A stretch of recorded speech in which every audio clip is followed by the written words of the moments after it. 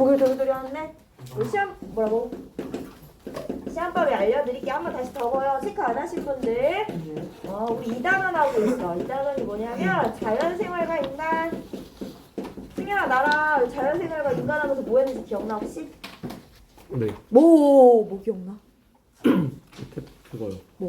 불의 고리. 와! 대감동. 그치, 불의고리 뭐 자연재해 유형 이런 거 했었잖아. 네. 그리고 뭐 기후에 따른 생활 양식도 봤었고. 근데 우리 교과서가 어디냐면 42쪽. 42쪽부터 57쪽까지더라고. 57쪽이고 단원으로 따지면 소단원 1에서 소단원 4까지.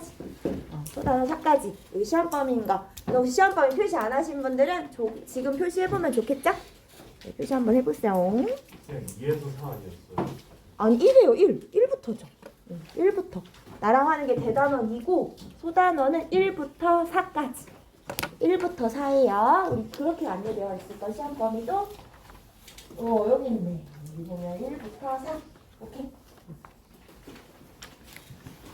자, 오늘 하실 거는 우리 자연에 대한 인간의 다양한 관점 계속 보고 있었는데 지난 시간에는 우리 인간중심주의에 대해서 얘기했었어. 인간중심주의 학습지 볼까? 학습지? 선생님 방금 나눠준 학습지 있어요?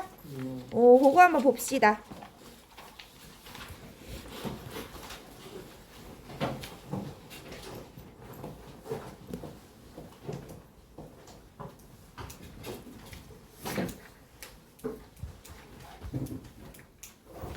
지난 시간에 방금 나눠졌던 거 인간중심주의 학습지를 정리하자면 자 누구와 중심이다. 인간하고 자연 중에서 이제 인간이 더 우위에 있다라고 보는 거지. 그래서 인간에게만 본래적 가치를 인정하고 자연을 인간의 이익이나 필요에 따라 평가하는 관점을 인간중심주의다라고 얘기하죠.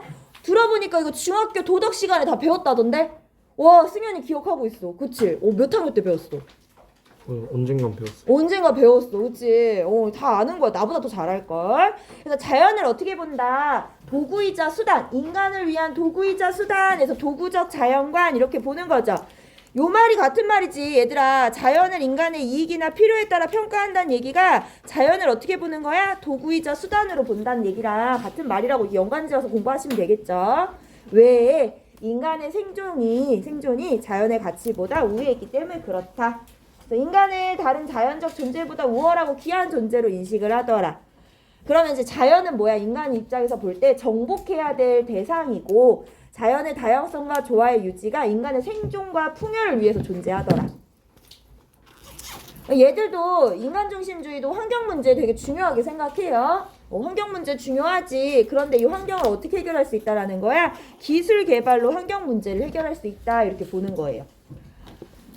얘들 의의는 뭐겠어? 이제 자연을 정복하고 뭔가 자연을 개발하고 그러니까 인간의 풍요로운 삶에 기여는 했지만 한계는 뭐겠어? 한계를 보면 인간의 자연 정복이 당연시 되면서 환경 오염, 생태 위기 등 환경 위기를 초래했다라는 거. 이런 기술 개발로 환경 문제가 해결할 수 있어. 이런 생각들이 계속 가다 보면 이제 기술 만능주의가 되는 거지. 기술로 모든 걸 다 해결 가능해. 근데 우리가 그랬으면 이런 환경 오염 속에서 살겠어? 미세먼지 중국에서 불어오겠어? 안 그렇죠. 이제 기술로도 기술로도 이 자연 문제를, 환경 문제를 극복하기가 어렵다라는 거죠. 그래서 이제 새로운 관점이 나옵니다. 그게 바로 생태 중심주의인데요. 생태 중심주의 교과서로 볼까요? 교과서 51쪽 펴보겠습니다. 교과서 51쪽. 교과서 51쪽.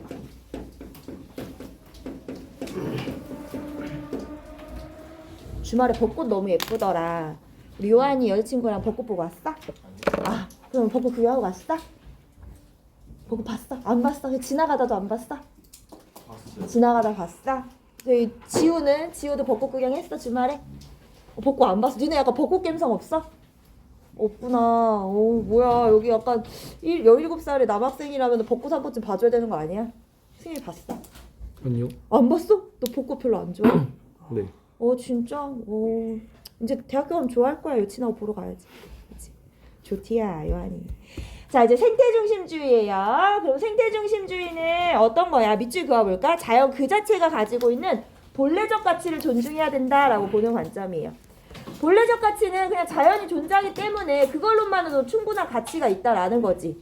승현이를 뭔가 도구로 수단으로 활용해서 승현이가 가치가 있는 게 아니라 그냥 승현이가 자체로 그 자체로 태어난 거. 이 자리에 앉아 있는 것만으로 승현이는 가치가 있는 거야. 그걸 본래적 가치 이렇게 얘기해요. 자, 그렇게 얘기하면서 인간과 자연은 평등한 존재다, 동등한 존재다 이렇게 생각하는 게 생태 중심주의예요. 그러니까 인간이 이제 그 다른 생태계 안에서의 한 구성원의 일부일 뿐이라는 거죠. 그래서 인간을 생태계의 구성원인 동시에 자연 안의 모든 생명과 평등한 존재로 인식하더라. 그래서 인간은 생태계 안에서 안정을 추구할 의무가 있고 인간의 유용, 필요성 이게 뭐겠어? 아까 인간 중심주의에서 얘기했던 도구적, 수단적 가치 이런 얘기지. 이거에 따라서 자연을 평가해서는 안 된다, 이용해서는 안 된다 나와 있어요. 얘들은 뭐야? 자연과 인간의 공존, 조화 이런 것들을 강조하는 게 생태 중심주의겠지. 어려운 거 하나도 없어, 그치?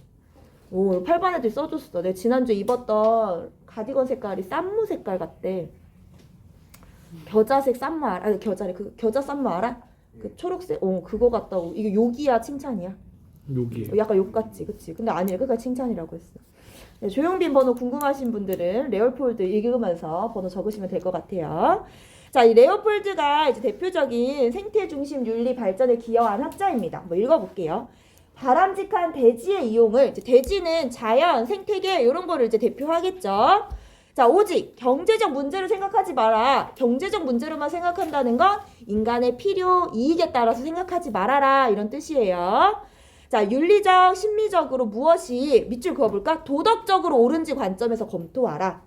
이 얘기는 뭐야? 이제 대지와 같은 자연의 대상도 도덕적인 판단의 범위 안에, 그러니까 우리가 도덕적인 판단으로 이렇게 판단할 수 있는 범위 안에 자연도 들어가야 된다는 얘기겠지. 그러니까 경제적인 이익으로만 판단하지 말란 얘기야. 생명 공동체의 통합성, 안정성, 그리고 아름다움의 보전에 이바지한다면 그냥 그거는 그 자체로 옳다. 그렇지 않으면 그르다, 이렇게 그것은 그르다 이렇게 해서 도덕적 판단의 대상이 된다. 자연이 이렇게 보시는 거예요. 한번 써볼까? 긴데 한번 써보자. 자, 레오폴드는 이게 레오폴드의 대지윤리다 이렇게 얘기해. 꿀꿀 돼지가 아니고 대지, 땅, 뭐 자연 이런 걸 얘기하겠죠. 자, 레오폴드의 대지윤리는 도덕의 잣대, 도덕적 관점을 적용할 수 있는 그 공동체의 범위를 인간뿐만 아니라 그래서 도덕 공동체의 범위를 어디까지 확대했다. 동물, 식물, 흙, 물을 비롯한 대지까지 확대하여 레오폴드의 대지 윤리는 도덕 공동체의 범위를 동물, 식물, 흙, 물을 비롯한 대지까지 확대하여 대단하네. 무생물을 포함한 생태계 전체를 도덕적 고려 대상으로 여기는 레오폴드의 대지 윤리는 도덕 공동체의 범위를 동물, 식물, 흙, 물을 비롯한 대지까지 확대하여 무생물을 포함한 생태계 전체를 도덕적 고려 대상으로 여기는 생태 중심주의 윤리의 발전에 큰 영향을 주었다. 생태 중심주의의 윤리의 발전에 큰 영향을 주었다. 생태 중심주의의 윤리 이를 빼야겠네. 생태 중심주의 맞지? 생태 중심주의 윤리의 발전에 큰 영향을 주었다. 한마디로 이제 인간만 대상이 아니라는 거야. 도덕적 판단의 고려의 대상이 인간이 아니라 자연, 모든 자연까지 다 포함을 시켜야 된다라는 게 레오폴드의 입장이었습니다. 승현이 글씨 진짜 잘 쓴다. 네? 잘 쓴다 글씨 너. 레오폴드의 대지 윤리는 도덕 공동체의 범위를 동물, 식물, 흙, 물을 비롯한 대지까지 확대하여 무생물을 포함한 생태계 전체를 도덕적 고려 대상으로 여기는 생태 중심주의 윤리의 발전에 큰 영향을 주었다. 우리 기훈이 찡그리는 게 잘 안 보이나 봐. 레오폴드의 대지 윤리는 도덕 공동체의 범위를 동물, 식물, 흙, 물을 비롯한 대지까지 확대하여 무생물을 포함한 생태계 전체를 도덕적 고려 대상으로 여기는 생태 중심주의 윤리의 발전에 큰 영향을 주었다. 그럼 이제 생태 중심주의 입장에서는 도덕적 고려의 대상 인간뿐만 아니라 이제 자연까지 확대가 된 거죠. 그러니까 자연을 함부로 인간의 수단이나 도구로 이용해서는 안 되겠지. 이제 조화나 공존 이런 것들을 강조하는 게 생태 중심주의였어요. 여기 모피 사용을 반대하는 동물보호단체 이런 거 나와 있지. 그래서 요즘은 모피 입으면 옛날에는 이제 모피 입으면 야 부의 상징, 야 저 비싼가 봐, 잘 사나 봐 이랬는데 요즘은 이제 오히려 모피를 입으면 사람들이 어떻게 생각해? 헉, 동물을 저렇게 야만해, 야만적이야. 뭐 또는 어떻게 동물을 저렇게 죽여가지고 입을 수 있지? 이런 거. 그래서 요즘에 저렇게 제처에서 나오는 게 에코퍼 이래가지고 동물의 털처럼 이렇게 만든 그런 털 같은 옷, 털로 된 옷 같은 거 많이 입죠. 여기 모피 반대 이런 게 나와 있어. 그럼 생태 중심주의의 문제점은 뭘까? 얘는 무조건 좋은 걸까? 자연과 인간의 공존, 조화만 강조하는데 그럼 생태 중심주의가 완벽할까요? 어떤 점이 문제일까? 기훈이가 생각할 때. 너무 자연을 공존을 맞아. 잘 얘기했어. 이 생태중심주의가 만약에 너무 극으로 가버리면, 너무 극단적으로 가버리면 자연을 아무것도 뭐 훼손하거나 건드리거나 이것조차 어렵겠지. 그러니까 자연을 그대로 둬야 된다고 생각하니까 인간이 자연을 뭔가 이용을 하거나 인간이 좀 더 발전하거나 요런 거 이제 있을 수가 없는 거야. 그래서 그런 거에 조화를 찾은 게 뭐냐? 적정 기술 요런 거 얘기했었죠. 그래서 적정 기술, 너무 과도한 기술이 아니라 미래 후손에게 우리 자연을 물려줄 수 있을 정도의 기술만 사용하자. 요런 움직임이 나타나기 시작해요. 자, 학습지로 돌아가서 우리 한번 방금 얘기한 거 해볼까요? 자, 생태중심주의 나왔어. 자, 자연 그 자체만으로 본래적 가치를 지닌다 이렇게 보는 게 생태중심주의였어요. 그래서 자연은 그냥 자연이 가진 그 자체로 존중되어야 된다 이렇게 보는 거지. 방금 인간중심주의랑 좀 다르지 유아야. 인간중심주의는 인간의 본래적 가치만 인정을 했는데 얘는 이제 인간뿐만 아니라 자연의 본래적 가치도 인정하고 있어요. 그래서 인간은 생태계의 구성원인 동시에 자연 안의 모든 생명과 어떤 존재다. 평등한 존재다. 인간중심주의는 인간이 더 우위에 있다 이렇게 맞잖아 자연보다. 태준이는 마스크 쓸 때랑 벗을 때랑 얼굴이 완전 다르네. 아니 마스크 썼을 때 되게 귀염귀염하고 막 되게 애기 같은데 마스크 벗으니까 완전 17살 오빠다 오빠. 다르다잉. 자, 그래서 인간은 어떻게 해야 돼? 생태계 안정을 추구할 의무가 있다. 그래서 인간의 필요와 유용성에 따라서 이용해서는 안 된다. 이런 얘기 계속 했습니다. 동등한 존재다. 아까 평등한 존재다. 이런 얘기 했었죠. 자연하고 인간하고. 그래서 조화로운 삶을 살아라. 의 나와 있네요. 인간과 자연의 공존을 모색할 수 있도록 자연에 대한 인식의 변화의 필요성을 일깨워줬다. 이런 얘기 있습니다. 자, 우리 교과서 52쪽 한번 볼까요? 그러면 우리 동양하고 서양에서는 자연관이 어땠냐 한번 읽어보면서 가볼게. 그냥 오늘 안 봐도 알걸? 동양은 우리 자연을 어떻게 생각했어? 정복의 대상이다 이렇게 생각했나? 아니지. 우리가 배웠던 뭐 도교도 있고 동양에서는 우리가 배웠던 도덕 시간에 배웠던 거 생각해봐. 도교, 불교 이런 종교들을 생각해보면 불교 같은 경우는 함부로 생명을 죽이지 말라고 하잖아. 나 얼마 전에 우리 애가 위인전을 갖고 왔어. 그래서 뭔데? 그랬더니 나 석가모니도 위인전 있더라? 우리 애가 엄마 나 이거 좀 읽어줘. 이거 좀 석가모니 읽어달래. 그래서 읽어줬지. 그러면서 알았어. 석가모니가 왜 자연을 함부로 뭐 죽이지 말아라. 왜 그렇게 얘기하는지. 거기에 일화가 뭐였냐면 그 이제 겐지스강에 갔더니 누가 어떤 사람이 염소를 막 죽이려고 막 칼을 갈고 있더래. 얼마 전에 읽은 얘기야? 칼을 갈고 있더래. 물어봤대. 왜 염소를 죽이려고 이렇게 칼을 가나요? 석가모니가 물어본 거야. 그랬더니 그 사람이 그렇게 얘기한 거야. 이 염소를 신에게 바치려고 지금 이렇게 칼을 갈고 있습니다. 죽이려고 합니다. 이 염소를 신에게 바치는 거는 신에게 바치는 거니까 결코 죽는다는 게 아니에요. 분명히 신의 곁으로 가니 염소한테는 얼마나 더 복이겠어요? 이렇게 얘기를 한 거야. 그러니까 이제 석가모니가 뭐라고 얘기하는 줄 알아? 거기서 약간 이렇게 했잖아. 석가모니가 아니 신에게 갈 거면 신에게 가는 게 복이라고 생각하시면 염소를 죽이지 말고 당신이 죽거나 가족을 죽이면 되지. 왜 굳이 염소한테 그런 복을 주나요? 이렇게 얘기를 하는 거야. 약간 싶었어, 그치? 그치. 그래서 그 사람이 그 칼을 이렇게 거두고 염소를 데리고 집에 갔대. 뭐 그런 일화가 위인전에 있더라고. 그래서 한 번에 이렇게 생명을 죽이지 말라는 거를 여기서 이렇게 생각했나 싶더라고. 갑자기 석가모니 얘기 안 하지? 뭐라고? 그래서 이 석가모니가 무슨 뜻인 줄 알아? 뜻 알아? 승현아? 나 그것도 얼마 전에 알았어. 이 석가가 민족 이름이던데? 석가라는 민족에서 뭐 가르침을 주는 사람, 뭐 위대한 사람, 뭐 이런 뜻이래, 석가모니가. 그래, 내가 얼마 전에 본 얘기 좀 잘난 척 좀 해봤어. 자, 그럼 얘들은 뭐겠어? 얘들은 자연관이 어때? 뭐 자연을 정복하자, 아니면 자연을 이용하자, 경제적으로 이용하자, 이게 아니라 여기 나와 있네. 자연과 인간의 관계는, 그걸 밑줄 접을까? 밑줄 그려볼까? 인간이 자연을 닮아감으로써 언제나 하나를 지향하는 일체관계로 파악하고 있다, 이렇게 보는 거죠.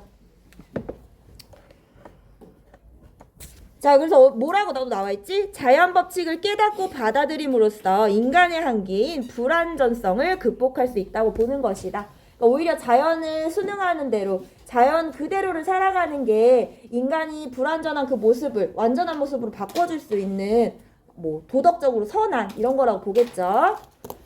또 반면에 서양은 어떨까? 서양은 우리가 방금 공부한 인간중심주의 사상이 여기서 이제 나타나겠지. 거기 하나, 둘, 셋, 넷, 5줄 끝에 밑줄 그어볼까?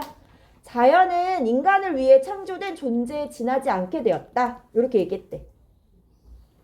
그래서 그 밑에 줄 보면 세계 안에서 담긴 자연은 인간이 철저히 이용할 대상이거나 인간이 극복해야 할 대상으로 그려져 있다. 인간중심주의 생태관, 자연관이 여기 들어가 있는 거죠? 생태관이 아니라 자연관.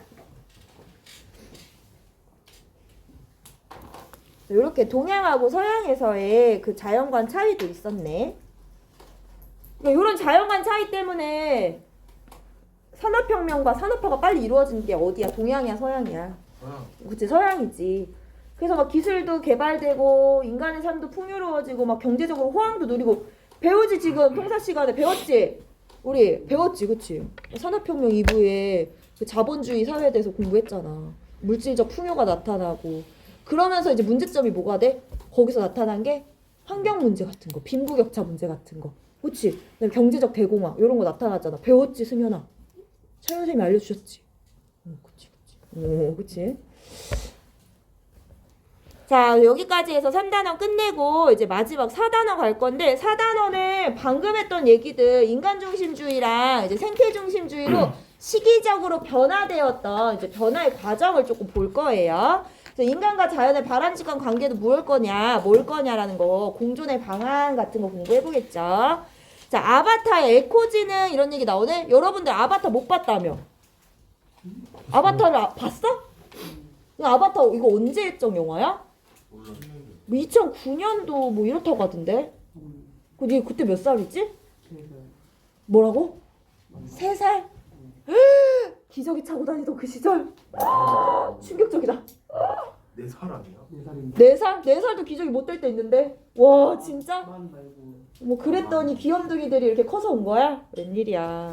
아바타 한번 보세요. 근데 아바타 보면 아바타도 자연과 인간의 그 관계를 설명하는 영화인가 봐. 근데 사실 나도 보지는 않았어. 그때 엄청 유행하고 그랬는데 요 영화는 뭔가 얘 때문에 보기 어려웠나?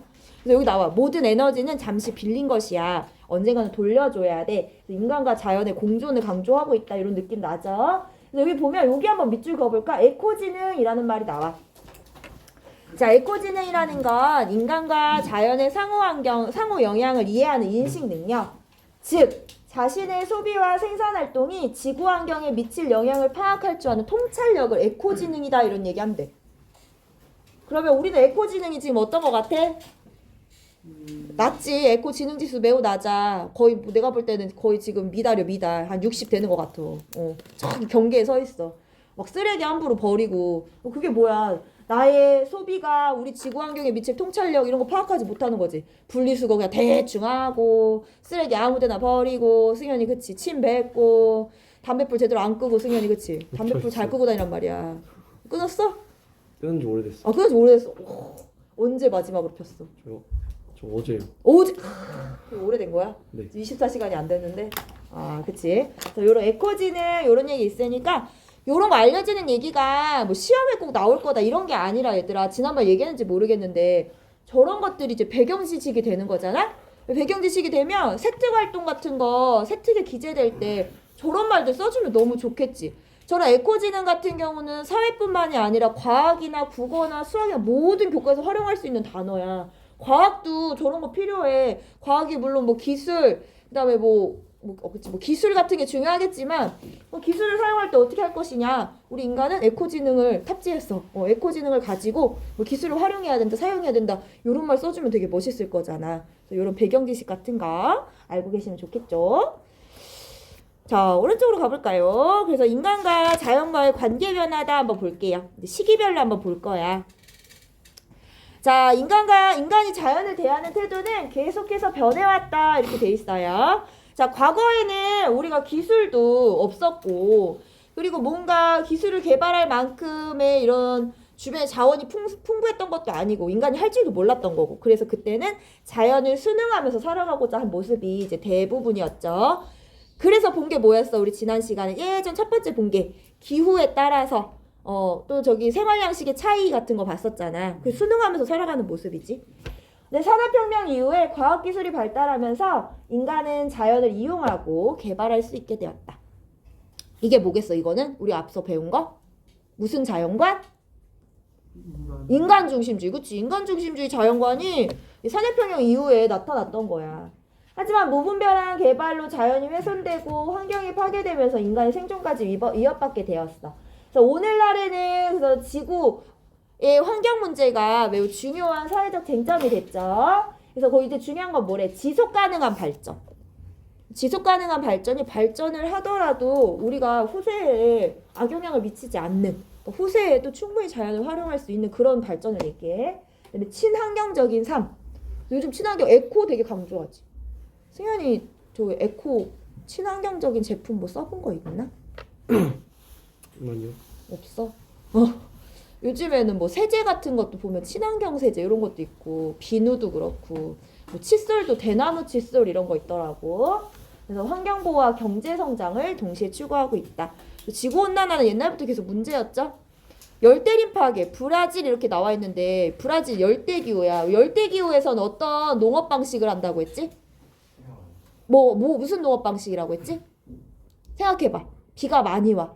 그래서 토양에 영양분이 부족해서 그렇지. 화전농업 하잖아. 나무를 다 베서 불을 지르는 이제 그렇게 하다 보니까 열대림의 파괴가 나타나게 되고 우리 배웠지 나무가 얼마나 중요한지 나무가 좀 깨끗한 공기도 내뿜어주고 하잖아. 이런 것들이 자꾸 파괴되니까 우리 지구에 안 좋은 공기들 더러운 공기들이 계속 많아지고 우리 인간이 살기 어려워지고 이렇게 마스크 쓰고 하는 거지.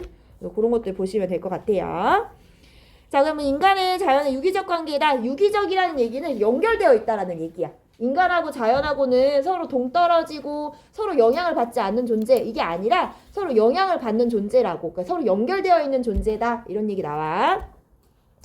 그래서 인간이 자연의 조화를 이루는 생태학적 사고와 가치가 강조되었다. 왜 그러냐? 이제 자연을 막 개발을 했어. 무분별하게 이용하고 개발하는 과정에서 정연아 어제 많이 피곤했어? 정연 일어나 보자. 정연 교과서 55페이지 폈구나. 어우 예뻐. 자, 그 피해가 다시 인간에게 되돌아온다는 걸 알면서 생태학적 사고가 강조되었다. 그래서 이제는 인간중심주의 사고방식을 반성하고 생태계의 한 구성원으로서 자연과 더불어 살아가기 위해 인간이 해야 할 책임과 역할이 있다는 걸 인식을 했다. 과학기술 만능주의, 이거 아까 얘기했었지. 과학기술 만능주의를 경계해야 된다 이렇게 나와 있어. 자, 그런 의미로 우리는 뭐 같은 걸 실시하고 있대? 환경영향평가제도라는 거를 실시하고 있다라는 거 보시면 되겠죠? 환경영향평가제도가 이렇게 뭐 있어? 나오면 대규모 개발 사업 같은 걸 할 때 이 사업이 자연환경에 어떤 영향을 미치는지를 사전에 조사해서 자연환경에 미치는 피해를 최소화하고자 하는 그 방지책을 얘기합니다. 와, 인도에서 이런 거 칩코 운동이라는 걸 했대. 나무 껴안기 운동. 보냐 이제 숲을 이제 나무를 막 베려고 하는 거에 있어서 나무를 베지 마세요. 숲을 지키려는 비폭력 벌목 반대 운동이다 이렇게 나와 있어. 그래서 지속 가능한 산림 이용 철학을 전파해서 10년간 벌집 금지 명령을 받아내는 성과를 이뤘다 이런 얘기 나와 있네. 그래서 나무를 딱 베려고 하면은 저 인도에 있는 저 치코 운동하는 사람들이 나무를 팍 껴안으면서 껴안으면 어떻게 나무를 베겠어. 그래서 껴안지 함부로 베지 마세요 하면서 저런 말을 한대. 형제들이요. 이 숲은 우리들의 생명과 마찬가지예요. 당신들이 이 숲을 파괴한다면 저 산이 무너져 우리 마을을 덮칠 거예요.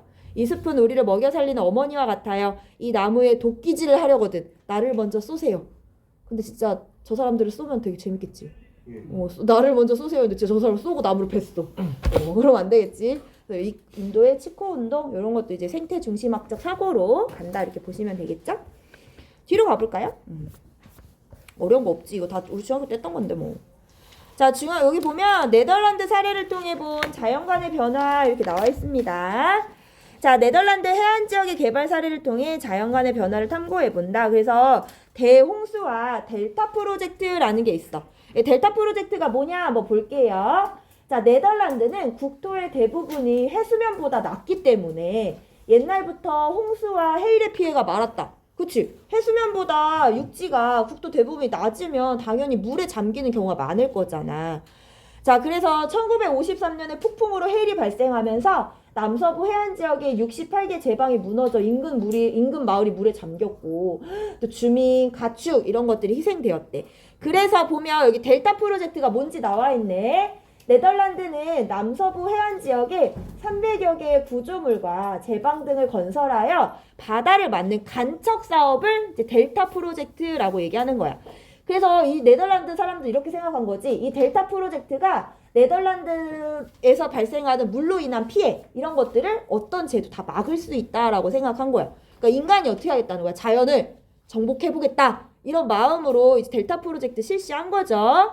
그래서 델타 프로젝트가 진행 중이던 1970년대부터 그런데 각종 환경 문제가 발생하였다. 어떤 거?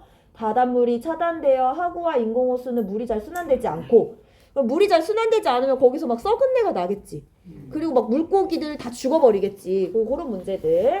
인근의 농경지에서 농약과 비료, 축산 필수가 유입되면서 인과 질소의 농도가 높아졌다. 이런 환경 문제가 발생했다고 합니다. 여기 자료 1, 여기 1번 보면 자료 1을 읽고 네덜란드 댐 제방 건설된 배경과 델타 프로젝트 위에 발생한 환경 문제 말해보자 라고 있는데 자, 이거 델타 프로젝트 시작한 배경, 건설 배경은 첫 번째 나와 있지. 왜 그렇다는 거야? 건설 배경 한번 써볼까? 건설된 배경 여기 두 줄 쳐봐 이렇게. 자, 국토 대부분이 해수면보다 어떻다? 낮아서 홍수나 해일의 피해가 많더라. 그래서 제방이나 댐을 건설해가지고 이런 간척 사업을 해서 한번 자연재해를 막아보겠다라고 시작을 한 거죠. 건설된 배경. 자, 그러면서 어떤 환경 문제가 발생했어? 저 밑에 나와있지. 바닷물로 인해서 나타나는 바닷물 차단으로 나타나는 물 순환되지 않는 문제. 농경지나 농약, 비료, 축산, 폐수 이런 것들과 유입되면서 나타나는 환경 문제. 이런 것들이 이제 델타 프로젝트의 문제점이었다라는 거예요.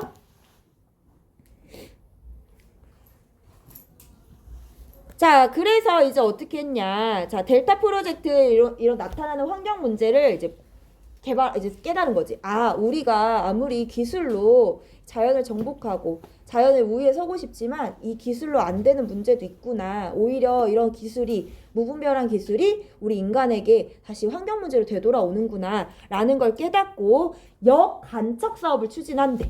이제 역간척 사업이 뭐냐면 자, 간척 사업으로 인해 생긴 제방이나 육지화된 땅을 허물어서 간척 이전의 상태로 돌려놓는 일. 그러니까 한마디로 다시 원상복귀 시킨다는 거지. 요하나 그래서 역간척 사업을 추진했대. 얘네들이. 다음 쪽 펴볼까? 자, 역간척 사업이 추진되자마자 호수에 바닷물이 들어올 수 있게 되고 즉각적으로 또 수질 개선 효과, 최근에는 관광객이 증가하였다.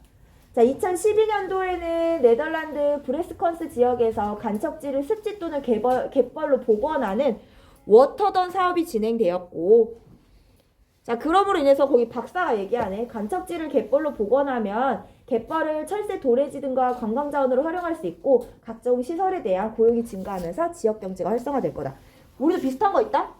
이명박 정부 때 했던 게 뭐야? 4대강 사업에 대해서 알고 있지? 이것도 보면 어떻게 보면 인간이 자연을 어떻게 정복하려고 했던 막 거기다가 댐도 건설하고 막 인위적으로 홍수 만들고 이랬었잖아. 근데 여기에서 문제점 많이 나타나기 시작했지. 우리도 막 그 주변에 지역이 침수되거나 그 댐 만들어 놓은 지역 주변이 침수되거나 막 물고기 수질이 오염돼서 물고기가 죽거나 그거 봤어? 4대강 사업하면서 수질에 녹조도 많아지고 그런 거를 탐지하겠다고 나 그것도 웃겨. 세상에 로봇 물고기를 여기다 풀어놓은 거야.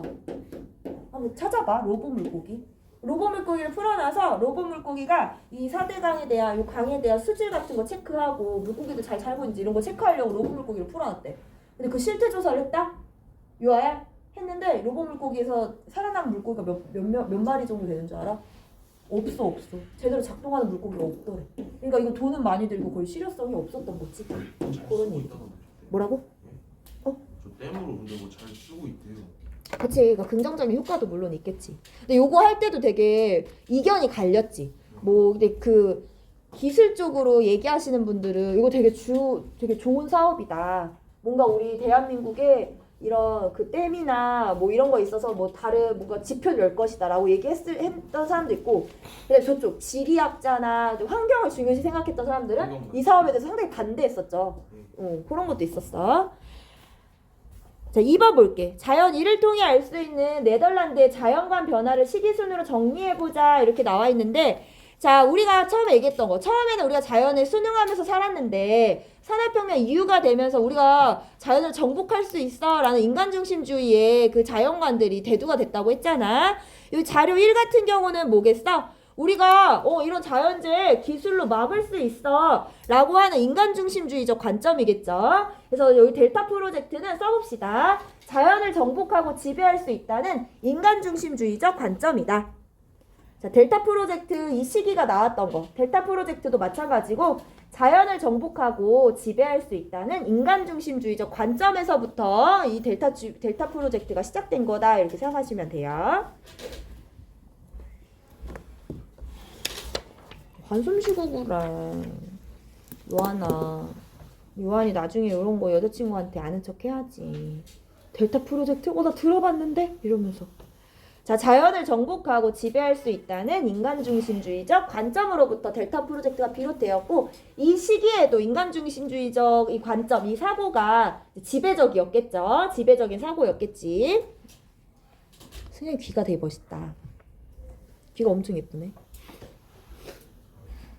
싫어해. 갑자기요? 그냥 이게 귀가 계속 보였어 아까부터. 사과 그래서 그 파친코 봤어? 네? 파친코 봤냐고.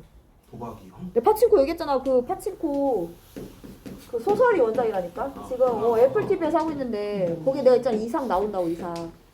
봐봐. 거기 나와. 너처럼 되게 멋있게 나온단 말이야 그 사람. 하려면 또 결제해야 되잖아. 아하 맞아. 좀 사주시면 할게요. 내가 공유할까 아이디 공유? 이거 소설이 원작이래. 소설을 읽어봐 그러면. 소설이 이삭이 나와. 이삭이 진짜. 거기에 그 선자, 그 여자 주인공이 다른 남자를 첫사랑 해가지고 그 남자 아기를 갖게 되는데 임신을 하게 되는데 근데 이제 그 남자는 알고 보니까 일본에서 막 그 뭐지 이미 딸도 있고 아내도 있던 사람이었던 거야. 그래서 이게 선자가 되게 충격을 받았지. 선자는 그냥 그 우리나라에서 진짜 부산 어디 섬에서 살던 애거든. 근데 이제 그때 마침 선자네 집이 하숙집을 하는데 그 하숙집에 들어왔던 이삭이라는 저기 누구지? 이 사람이 뭐냐면은 전도하는 사람인데 이 사람이 막 폐병으로 거의 죽을 위기로 이 하숙집에 들어와. 근데 이 선자랑 선자 엄마의 도움으로 산단 말이야. 그래서 거기 이제 감동받고 선자한테도 좀 약간 호감을 느껴가지고 내가 책임지겠다. 나 당신의 아이를 내 아이로 받아들일 수 있다. 해가지고 선자를 데리고 이 사기가 살던 일본으로 돌아가게 되거든. 그래가지고 이제 선자가 그래서 일본을 가게 되는 거야. 그래서 일본에 가게 돼서 그게 한 1930년도에 이제 일본에 이제 들어가게 돼. 그래서 내가 지금까지 본 게 5화인데 그래가지고 선자가 이제 사기네 큰형 집으로 가는데 이제 가는 데가 조선인들만 사는 데로 이제 들어가는데 막 돼지를 그냥 집과 집 사이 골목에 막 풀어서 키우고 그래가지고 막 되게 환경적으로 좋지도 않고 막 이런 데 들어가서 이제 사는 그 선자가 이제 거기 일본에서 정착해서 사는 그런 내용인데 왜? 박아가지고. 봤다고? 네, 손 박아. 박아서? 괜찮아. 나 이런 걸 나쁘지 않아. 오, 고마워. 근데 왜 스포하세요? 어? 왜 스포하세요? 스포하냐고? 여기까지 봤어. 근데 너무 재밌어. 꼭 봐. 근데 결말도 근데 이거 소설이니까 어차피 결말도 다 나와 있는 거잖아. 근데 재밌더라고. 자, 그러면 여기 워터던 역 간척 사업은 이제 자연이 우리 인간하고 유기적인 관계구나. 우리가 자연을 개발해서 자연의 피해가 우리 인간한테 되돌아오는구나. 그래서 자연과 인간의 공존을 중요시하자라는 이런 생각으로 바뀌어가지고 역간척 사업을 진행하는 거죠. 이때는 뭐겠어? 자연 그 자체의 본래적 가치를 존중하고 인간과 자연의 조화를 강조하는 생태중심주의적 관점이더라. 1990년대 이후 이 역간척 사업이 1990년대 이후에 이제 많이 진행이 되는데 이때는 이제 생태중심주의적 사고로 변화를 하겠죠. 자연 그 자체의 본래적 가치를 존중하고 인간과 자연의 조화를 강조하는 생태 중심주의적 관점이더라. 자연 그 자체의 본래적 가치를 존중하고 인간과 자연의 조화를 강조하는 생태 중심주의적 관점이더라. 어우, 우리 승현이 필기 너무 열심히 해. 아, 어떡할겨. 정현이 완전 지지쳤어 지금. 정현아, 어디 게임 많이 했어? 정현이 무슨 게임 해? 정현이 게임 뭐 해? 뭐라고? 게임 안 해? 뭐라고? 뭐해? 그럼 정현이 게임 안 하면 뭐해? 핸드폰으로 뭐해? 유튜브 보나? 유튜브 봐? 뭐 봐? 게임 채널? 게임은 안 하는데 게임 채널을 본다. 유튜브 재밌는 거 있나? 나 추천해줘 채널 좀. 나 유튜브 되게 좋아해. 나 유튜브로 보는 거 나는 주로 여자 아이돌 되게 열심히 봐. 너무 예뻐. 와, 요즘에 뭐지? 누구지? 오마이걸 컴백했어. 와, 엄청 예뻐. 또 누구 컴백했는데? 아, 아이브 너무 좋아. 그렇지. 저기 일반에 아이브 팬 있던데. 누구지? 재영이 컴퓨터 누구? 재영이. 재영이? 재영이가 누구야? 그 싱어송라이터 있어요. 재영이가 누구 좋아하는데? 재영이. 유재가 좋아하는데. 누구? 유재야? 유재야는 우리 반 아니? 아, 재유아지 여기는. 옛날 가수 있어요. 아, 옛날 가수. 아, 옛날 가수. 유재야? 들어본 것 같은데? 진짜? 그런 가수 좋아해? 대박이다. 왜? 갬성이 왜 그쪽 갬성이야? 그쪽보다 좋아하세요. 오, 너 그럼 그 사람도 좋아해? 누구지? 김민식이요? 오! 아, 진짜로? 김현식. 그 봤어? 재작년에 김현식 이렇게 인공지능으로 복원돼가지고 노래 불렀던 거. 나 그거 되게 슬프더라. 그거랑 거북이 그 전에 했던 그 다음에 거북이. 나 그거 보면 되게 펑펑 울었는데. 터틀맨 복원한 거. 옛날 거 아니에요? 재작년에, 그치? 옛날 거라니. 옛날 거 재작년 옛날 거죠. 그런가? 떠돌던데.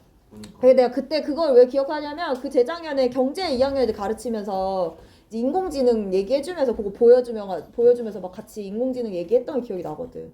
그래가지고 이제는 인공지능이 사람의 감정까지도 컨트롤할 수 있는 고기까지 왔다 이렇게 생각을 하거든. 근데 그거 보면서 사람의 마음을 되게 울렸잖아 진짜. 그 터틀맨이 복원돼서 막 그 멤버들도 울고 엄마도 울고 막 이러고 나도 막 되게 뭉클하더라고. 근데 그거 봤어? 삼성에서 출시한 거? 아직 지금 보편화는 안 되는데 인공인간? 봤어? 그 광고에도 나오잖아요. 오, 이제는 사람 친구를 있잖아. 대면으로 사귈 필요가 없어. 나한테 맞춤형 친구를 이렇게 스크린에 디스플레이에 요만 집에 가면은 내 키만한 요런 디스플레이가 있다? 여기서 이제 친구가 딱 나오는 거야. 처음 들을 것 같은데. 근데 이 친구가 어떤 친구냐면 승현이가 좋아하는 취향 뭐 그다음에 승현이가 좋아하는 뭐 스타일 이런 거 있잖아. 이런 것들을 분석해서 나오는 친구야. 그래서 승현이는 이제 친구를 굳이 유아랑 얘기할 필요 없어. 집에 가서 이 친구랑 얘기하면 돼. 이제 그런 시대가 온대. 그것도 너무 신기하더라고. 굳이 뭐 친구 여기 이제 내가 꼭 마음에 안 맞는 친구랑 이제 대화할 필요가 없는 거야. 집에 가면 내 마음에 쏙 드는 내 마음을 알아주는 친구가 생겨. 그래서 그런 거 보면 또 인간관계가 또 이제 좁아지고 또 다양해지겠지. 이거 보니까 신기하더라고.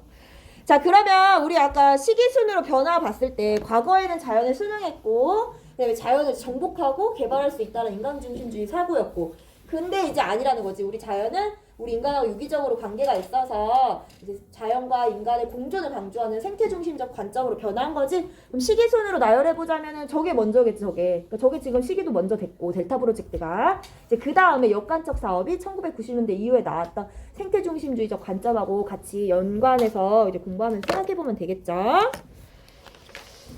다 끝났지. 끝났고 이제 학습지 마지막으로 보면 요거 읽어보면 되겠지. 여기 자연사 요거는 방금 얘기했던 거 그대로 나온 거야. 인간중심주의적 사고는 산업혁명 이후다. 오늘날에는 인간과 자연이 연결되어 있음을 자각한다. 연결되어 있다는 얘기를 우리 교과서에서는 뭐라고 표현했을까?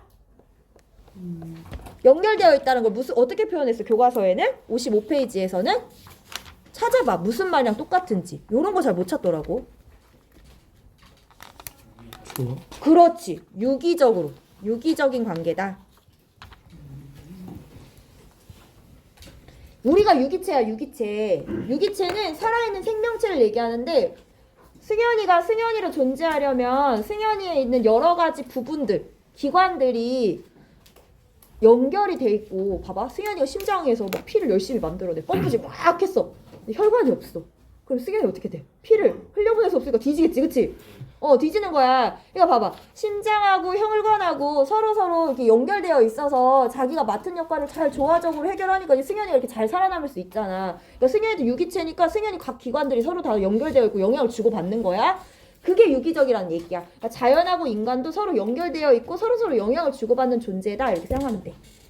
그래서 지속 가능한 발전, 친환경적인 삶, 환경보호와 경제성장을 동시에 추구하더라. 그래서 생태 중심주의 관점이 오늘날에는 이제 주요 지배적인 관점 이렇게 보시면 되겠죠. 뒤에 보시면 뒤에는 되게 짧아요. 그래서 조화롭게 살아라. 공존할 방법 모색하고 관련 있는 게 환경영향평가제도이다. 교과서에서 봤던 얘기 그대로 나와 있습니다. 이렇게 해서 이제 시험 범위는 다 나간 거야. 시험 범위 다 나갔고 우리 저기 교과서 몇 쪽 보냐면 쌤이 뭘 얘기 안 해주고 간 게 있어. 43쪽 한번 볼까? 기후 얘기하면서 43쪽 한번 볼게요. 아우 이뻐. 입안 너무 예뻐. 입안 진짜 말은 비록 없지만 그래도 내가 말해주는 거야. 비웃어줘서 고마워. 비웃더라고. 많이 비웃더라 너네. 우리 여기 세 개의 기후 구분 보면서 열대기후, 건조기후, 냉대, 한대 여기는 이제 위치를 대략적으로 한번 확인을 했었는데 온대기후에 대한 위치 확인을 안 했었어. 우리 그걸 누가 얘기해줘가지고 이제 온대기후 같은 경우는 여기 초록색, 연두색으로 표시되어 있는 거지. 이쪽 유럽에 있는 대부분의 국가 그리고 일부 아시아 국가들, 우리나라도 일부 나타나고 있죠. 그 다음에 여기 아메리카에 있는 일부, 요 아메리카의 저쪽 북아메리카 아래쪽, 남아메리카의 일부 쪽. 이쪽은 어디다? 온대기후다. 온대기후는 사람이 살기 좋은 기후라고 했잖아. 그래서 여기 인구 밀도가 높다 이런 얘기 했었지. 그래서 여기 온대기후 위치도 선생님 얘기 안 해줘서 한 번 더 얘기하고 그리고 넘어가면 될 것 같아. 아시겠죠? 그리고 다른 반은 우리 반은 요거 지도 다 표시했는데 이거 지도 표시 안 한 반이 있었어. 그래서 요 반은 그래서 그 반은 요 지도 표시된 거를 인쇄해서 나눠주기로 했거든. 그래서 우리 반도 내가 인쇄해가지고 나눠줄게. 알았지? 지도 표시된 거 인쇄해서 나눠줄게요.